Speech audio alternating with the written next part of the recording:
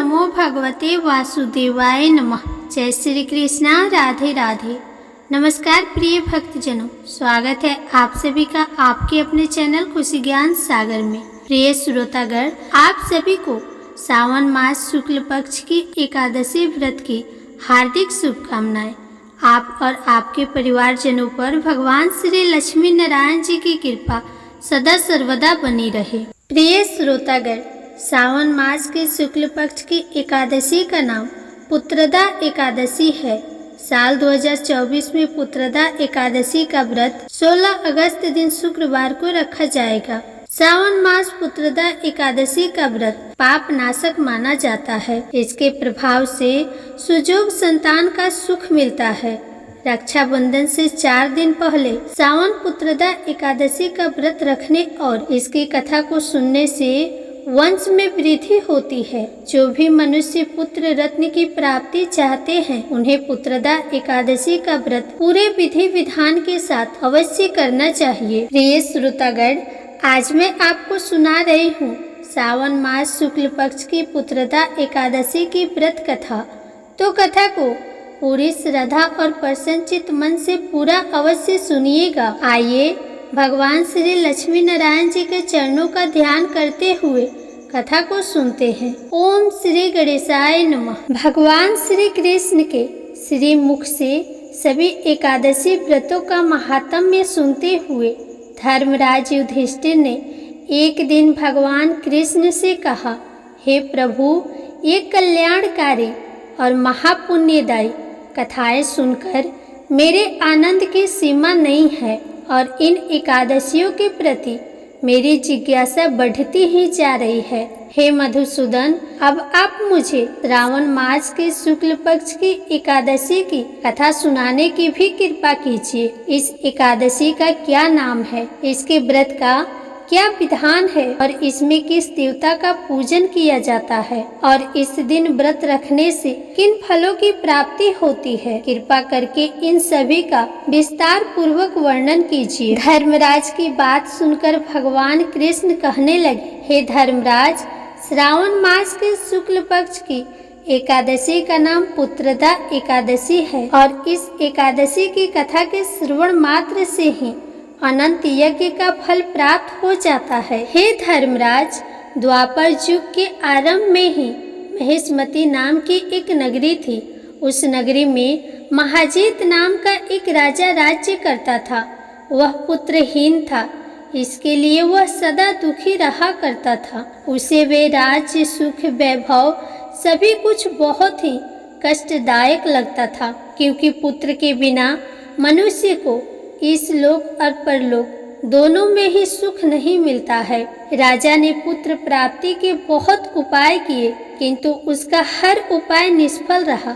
जैसे जैसे राजा महाजीत वृद्धा अवस्था की ओर बढ़ते जा रहे थे, वैसे वैसे उनकी चिंता भी बढ़ती जा रही थी। एक दिन राजा ने अपनी सभा को संबोधित करते हुए कहा कि ना तो मैंने अपने जीवन में कोई पाप किया है, ना ही मैंने कभी अपनी प्रजा से अन्याय पूर्वक धन एकत्रित किया है, ना ही मैंने अपनी प्रजा को कष्ट दिया है, ना ही कभी देवता और ब्राह्मणों को निरादर किया है। मैंने तो सदा अपनी प्रजा का अपने पुत्र की तरह पालन किया है, कभी किसी से ईर्ष्या भाव नहीं किया, सभी को एक समान ही समझा है। मेरे राज्य में तो कानून भी ऐसा नहीं है जो प्रजा में अनावश्यक रूप से डर उत्पन्न करे। इस प्रकार धर्मयुक्त राज्य करने पर भी मैं इस समय अत्यंत कष्ट पा रहा हूँ। इसका क्या कारण हो सकता है, मेरी समझ में कुछ नहीं आ रहा।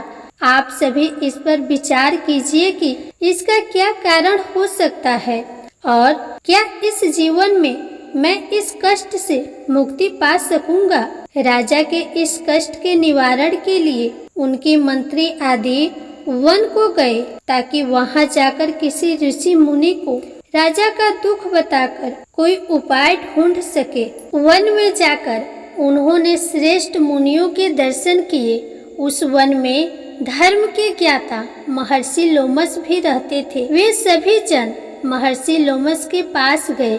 उन सब ने महर्षि लोमस को दंडवत प्रणाम किया और उनके सामने जाकर बैठ गए। महर्षि के दर्शन पाकर उन सभी को बड़ी प्रसन्नता हुई और सबने महर्षि लोमस से प्रार्थना की कि हे देव, हम बहुत ही सौभाग्यशाली हैं जो आपके दर्शन का सौभाग्य प्राप्त हुआ। मंत्री की बात सुनकर लोमस ऋषि कहने लगे, हे मंत्रीवर, आप लोगों की विनम्रता और सद्व्यवहार से मैं अति प्रसन्न हूँ। आप मुझसे अपने यहाँ आने का कारण बताइए। मैं आपके कार्य को अपने सामर्थ्य के अनुसार अवश्य ही करूँगा, क्योंकि हमारा शरीर ही परोपकार के लिए बना है। लोमस ऋषि के ऐसे मधुर वचन सुनकर मंत्री कहने लगे, हे ऋषिवर, आप हमारी सब बातों को जानने में ब्रह्मा जी से भी ज्यादा समर्थ हैं, इसीलिए आप हमारे संदेह को दूर कीजिए। महेशमती नाम की नगरी के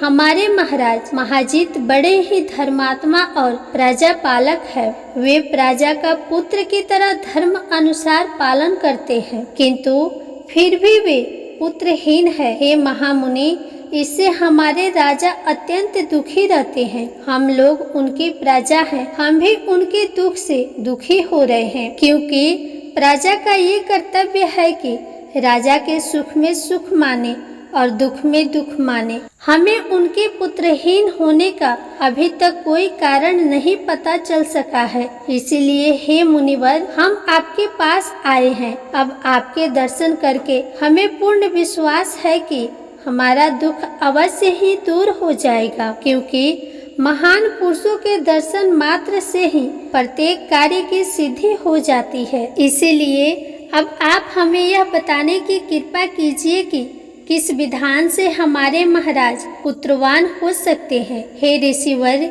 ये आपका हमारा और हमारे राज्य की प्रजा पर बड़ा ही उपकार होगा। ऐसी करुण प्रार्थना सुनकर लोमस ऋषि नेत्र बंद करके राजा के पूर्व जन्मों पर विचार करने लगे। कुछ क्षण के बाद उन्होंने विचार करके कहा, हे भद्रजनों, आपके राजा का इस जन्म में पुत्रहीन होना उनके पूर्व जन्म के पापों का ही परिणाम है। आपका राजा पिछले जन्म में अत्यंत उदंड था और बुरे कर्म किया करता था। अपने पिछले जन्म में ये एक गांव से दूसरे गांव में घूमा करता था। एक बार सावन मास की शुक्ल पक्ष की एकादशी के दिन की बात है। ये 2 दिन से भूखा था। दोपहर के समय एक जलाशय पर जल पीने गया। उसी समय उसी जगह पर एक ब्याही हुई गाय जल पी रही थी। राजा ने उस गाय को प्यासे ही भगा दिया और उसे पानी नहीं पीने दिया और वह खुद पानी पीने लगा। हे श्रेष्ठ पुरुषों, इसीलिए तुम्हारे राजा को इस जन्म में ये कष्ट भोगना पड़ रहा है। एकादशी के दिन भूखा रहने का ये फल हुआ कि वे इस जन्म में राजा है और प्यासी गाय को जलाशय से भगाने के कारण इस जन्म में पुत्रहीन है। ये जानकर सभी मंत्रीगण प्रार्थना करने लगे, हे ऋषि, श्रेष्ठ शास्त्रों में तो ऐसा लिखा है कि पुण्य से पाप नष्ट हो जाते हैं, अतः कृपा करके हमें कोई ऐसा उपाय बताइए जिससे हमारे राजा के पूर्व जन्म के पाप नष्ट हो जाए और उन्हें पुत्र रत्न की प्राप्ति हो। मंत्रीगणों की बात सुनकर लोमस ऋषि कहने लगे, हे भद्रजनों, यदि तुम सब श्रावण मास के शुक्ल पक्ष की पुत्रदा एकादशी व्रत और रात्रि जागरण करो और उस व्रत का फल राजा को दान कर दो तो तुम्हारे राजा के यहाँ अवश्य ही पुत्र उत्पन्न होगा। राजा के सभी कष्टों का और पापों का भी नाश हो जाएगा। इस उपाय को जानकर मंत्री सहित सभी ने महर्षि को कोटि कोटि धन्यवाद दिया और उनका आशीर्वाद लेकर वे सभी अपने राज्य में वापस लौट आए। फिर उन्होंने लोमस ऋषि के आज्ञा अनुसार पुत्रदा एकादशी का विधि पूर्वक उपवास किया और द्वादशी तिथि को उसका फल अपने राजा को दे दिया। इस पुण्य के प्रभाव से रानी ने जल्द ही गर्भ धारण किया और 9वें महीने बाद एक अत्यंत तेजस्वी पुत्र को जन्म दिया। हे धर्मराज, इसीलिए इस एकादशी का नाम पुत्रदा पड़ गया। पुत्र की कामना रखने वाले मनुष्य को विधि पूर्वक सावन मास के शुक्ल पक्ष की एकादशी का व्रत रखना चाहिए। इस व्रत के प्रभाव से इस लोक में सुख और परलोक में स्वर्ग की प्राप्ति होती है। जाने अनजाने में किए गए अगले और पिछले सभी जन्मों के पाप का भी नाश हो जाता है। इस कथा का सार ये है कि पाप कर्म करते समय मनुष्य ये नहीं सोचता कि वह क्या कर रहा है, परंतु शास्त्रों से विदित होता है कि मनुष्य का छोटे से छोटा पाप भी उसे भयंकर दुख भोगने को विवश कर देता है। इसीलिए मनुष्य को पाप कर्म करने से सदा डरना चाहिए, क्योंकि पाप नामक यह दैत्य जन्म जन्मांतर तक उसका पीछा नहीं छोड़ता। प्राणियों को चाहिए कि सत्य व्रत का पालन करते हुए भगवान के प्रति पूरी श्रद्धा और भक्ति रखें, और यह बात हमेशा ध्यान में रखें कि किसी के दिल को दुखाने से बड़ा पाप इस संसार में कोई दूसरा नहीं है। और यदि गलती से इस तरह का कोई पाप हो भी जाए तो एकादशी का व्रत रखकर भगवान श्री हरि की विधि विधान से पूजा करके अपने पापों का प्रायश्चित करना चाहिए। जीवन में फिर इन गलतियों को न दोहराने के लिए प्रायश्चित की भावना से यदि एकादशी का व्रत रखा जाए तो भगवान श्री हरि सभी पापों को क्षमा कर देते हैं। ये थी सावन पुत्रदा एकादशी की कथा। प्रेम से बोलिए श्री लक्ष्मी नारायण भगवान की जय। एकादशी माता की जय। अब आप सुनिए एकादशी माता की आरती। ओम जय एकादशी जय एकादशी जय एकादशी माता। विष्णु पूजा व्रत को धारण कर शक्ति मुक्ति पाता। ओम जय एकादशी जय एकादशी जय एकादशी माता। विष्णु पूजा व्रत को धारण कर शक्ति मुक्ति पाता। तेरे नाम गिनाऊं देवी भक्ति प्रदान करनी। गढ़ गौरव की देनी माता शास्त्रों में वर्णी। ओम जय एकादशी माता। विष्णु पूजा व्रत को धारण कर शक्ति मुक्ति पाता। मार्गशीर्ष के कृष्ण पक्ष की उत्पन्ना विश्व तारिणी जन्मी। शुक्ल पक्ष में हुई मोक्षदा मुक्तिदाता बन आई। ओम जय एकादशी माता। विष्णु पूजा व्रत को धारण कर शक्ति मुक्ति पाता। पौष के कृष्ण पक्ष की शफला नामक है। शुक्ल पक्ष में होए पुत्रदा आनंद अधिक रहे। ओम जय एकादशी माता। विष्णु पूजा व्रत को धारण कर शक्ति मुक्ति पाता। नाम सट तीला माघ मास में कृष्ण पक्ष आवे। शुक्ल पक्ष में जया कहावे विजय सदा पावे। ओम जय एकादशी माता। विष्णु पूजा व्रत को धारण कर शक्ति मुक्ति पाता। चैत्र शुक्ल में नाम कामदा धन देने वाली। नाम वरुथनी कृष्ण पक्ष में वैशाख माह वाली। ओम जय एकादशी माता। विष्णु पूजा व्रत को धारण कर शक्ति मुक्ति पाता। शुक्ल पक्ष में होए मोहिनी अपरा ज्येष्ठ कृष्ण पक्षी। नाम निर्जला सब सुख करनी शुक्ल पक्ष रखी। ओम जय एकादशी माता। विष्णु पूजा व्रत को धारण कर शक्ति मुक्ति पाता। जोगिनी नाम आषाढ़ में जानो कृष्ण पक्ष करनी। देव शैनी नाम कहायो शुक्ल पक्ष धरनी। ओम जय एकादशी माता। विष्णु पूजा व्रत को धारण कर शक्ति मुक्ति पाता। कामिका श्रावण मास में आवे कृष्ण पक्ष कहिए, श्रावण शुक्ल होए पवित्र आनंद से रहिए।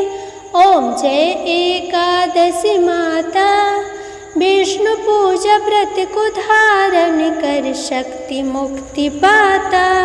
अजा भाद्रपद कृष्ण पक्ष की परवर्तिनी शुक्ला, इंद्र आश्विन कृष्ण पक्ष में व्रत से भव सागर निकला।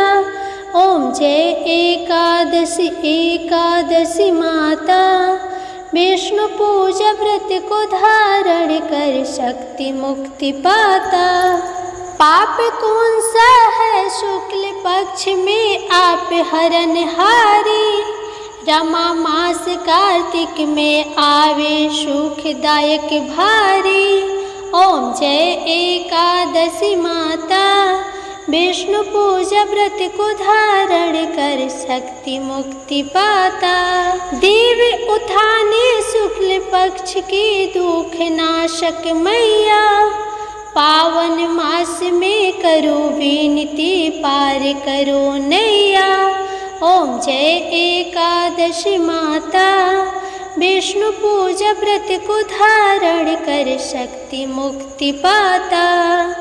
परमा कृष्ण पक्ष में होती जन मंगल करनी, शुक्ल मास में होए पद्मिनी दुख दारिद्र हरनी। ओम जय एकादशी माता, विष्णु पूजा व्रत को धारण कर शक्ति मुक्ति पाता।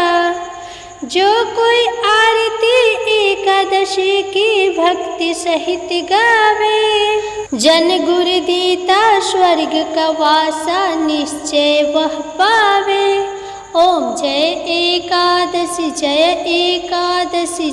एकादशी माता, विष्णु पूजा व्रत को धारण कर शक्ति मुक्ति पाता। जय एकादशी माता, क्यारस माता की जय।